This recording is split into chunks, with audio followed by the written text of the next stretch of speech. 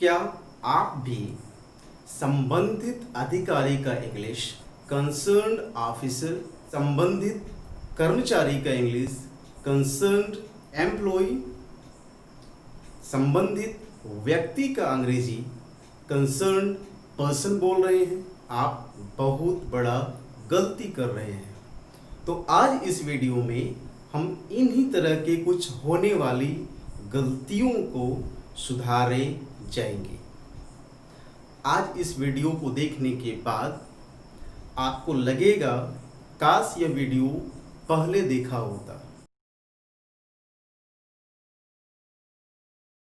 आज कुछ कंफ्यूज करने वाले वर्ड्स आपके लिए मैंने लाया हूं और उनका क्लियर कंसेप्ट भी बताऊंगा।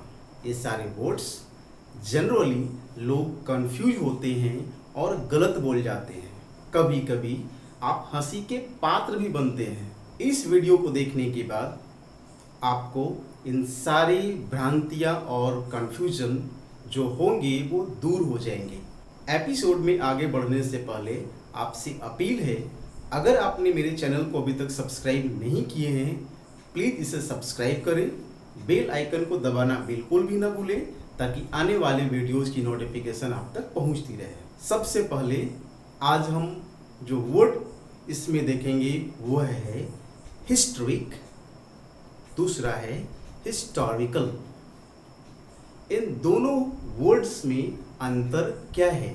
हिस्टोरिक का यूज तब करेंगे जब कोई ऐसी घटना घटी हो जो इतिहास बना दिया हो, जिसने हिस्ट्री क्रिएट कर दिया हो, रिकॉर्ड बना दिया हो, वहाँ पर हिस्टोरिक बोलेंगे।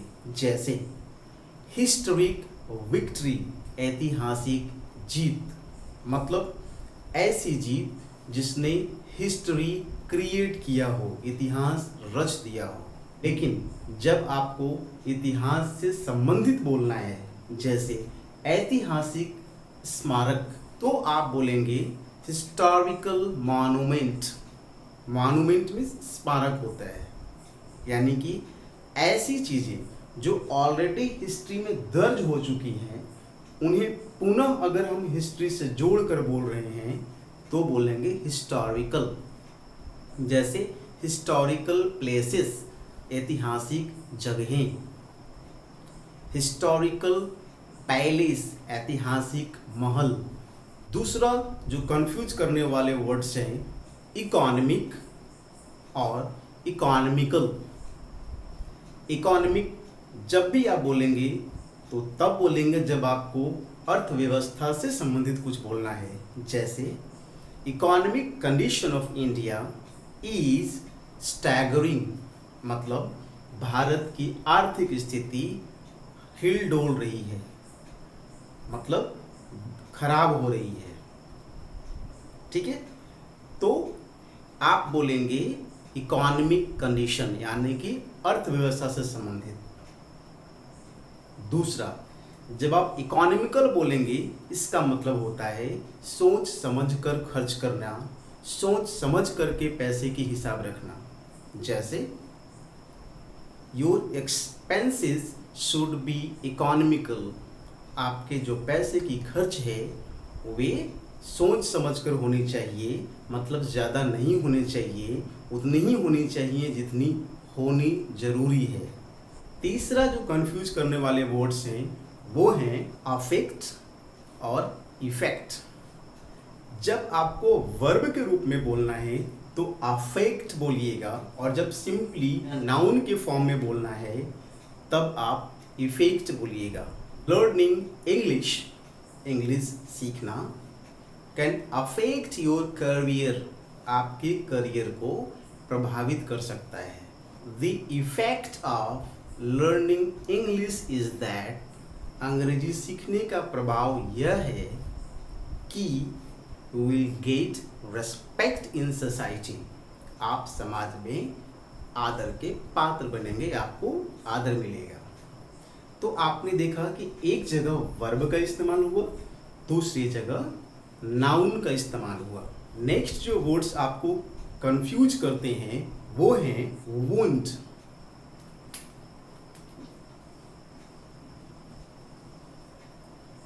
WOUND wound. और एक है वाउंड। याद रखेंगे, जब जख्म की बात हो तो स्पेलिंग भले ही सेम है लेकिन इसकी प्रोनाउंसिएशन वुंड होगा। वुंड मीन्स जख्म, घाव। लेकिन जब प्रोनाउंसिएशन आपकी वाउंड हो जाए इसका मतलब चेंज हो जाएगा।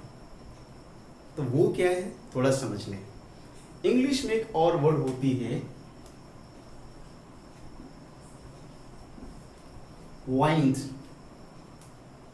यहां कंफ्यूज मत होइएगा, एक वर्ड और होता है विंड, जिसे हवा बोलते हैं। स्पेलिंग यही रहेगा लेकिन जब हवा का सेंस होगा तो उसे हम विंड प्रोनाउंसिएशन देंगे, उसकी उच्चारण विंड होगा। लेकिन जब रैप करने का सेंस हो, रैपिंग करते हैं वैसे, तो उसकी प्रोनाउंसिएशन वाइंड होगा। क्लियर हुआ? वाइंड मतलब रैप करना, ट्विस्ट करना। और इसी का सेकंड और थर्ड फॉर्म, वर्ब का फर्स्ट सेकंड थर्ड फॉर्म होता है। तो सेकंड यानी कि पास्ट फॉर्म और पास्ट पार्टिसिपल फॉर्म जो होता है वो वाउंड होता है। जैसे कागज को रैप कर दो, ठीक है, वाइंड द पेज। क्लियर है? मैंने कागज को रैप कर दिया है। I have wound the page. Clear? चलिए, नेक्स्ट जो कंफ्यूज करने वाले वर्ड्स हैं वो हैं कंटिन्यूअस एंड कंटिन्यूअल। याद रखेंगे, जब बिना रुके लगातार का सेंस हो, लगातार लेकिन बिना रुके, तो कंटिन्यूअस बोला जाएगा। जैसे मैं कंटिन्यूअसली पढ़ा रहा हूँ, मतलब बिना रुके पढ़ा रहा हूँ। I am teaching continuously. लेकिन अगर मैं बोलता हूँ आई एम टीचिंग कंटिन्यूअली, इसका मतलब मैं लगातार नहीं पढ़ा रहा हूँ, बीच बीच में पढ़ा रहा हूँ, रुक रुक कर पढ़ा रहा हूँ, 5 मिनट का ब्रेक ले रहा हूँ, फिर पढ़ा रहा हूँ, फिर ब्रेक ले रहा हूँ, फिर पढ़ा रहा हूँ। तो जब ब्रेक हो, लगातार हो लेकिन रुक रुक कर हो, तब कंटिन्यूअल होगा। That's clear? तो अगर कोई बोल रहा है आई एम टीचिंग कंटिन्यूअसली, मतलब वो वही बोल रहा है कि वह बिना रुके पढ़ा रहा है। वही पर्सन अगर आपसे बोल रहा है आई एम टीचिंग कंटिन्यूअली, मतलब वो ये बोल रहा है कि वह लगातार पढ़ा तो रहा है लेकिन वो बीच बीच में ब्रेक भी ले रहा है। चलिए, इस एपिसोड का लास्ट लेकिन सबसे इम्पोर्टेंट, जो अक्सर 99% लोग इसे गलत ही बोलते हैं, वो आज आप कंसेप्ट इसका क्लियर करके जाएंगे। वो है कंसर्न्ड ऑफिसर या द ऑफिसर कंसर्न्ड। याद रखेंगे दोस्तों, जब ऑफिसर के पहले कंसर्न्ड लगाएंगे इसका मतलब हो जाएगा वह अधिकारी जो चिंतित है। कंसर्न्ड एम्प्लॉई मतलब चिंतित कर्मचारी, कंसर्न पर्सन मतलब चिंतित व्यक्ति। ऑफिस में अक्सर आपको सुनने को मिलेगा concern employ, concern officer, concern person, सब गलत है। वो बोलना चाहते हैं संबंधित। तो जब आपको संबंधित के सेंस में बोलना है तो आप बोलेंगे द ऑफिसर कंसर्न, यानी कि ऑफिसर के बाद कंसर्न आएगा, तब मतलब होगा संबंधित, संबंधित अधिकारी। द ऑफिसर कंसर्न, संबंधित कर्मचारी, the employee concern, the official concern,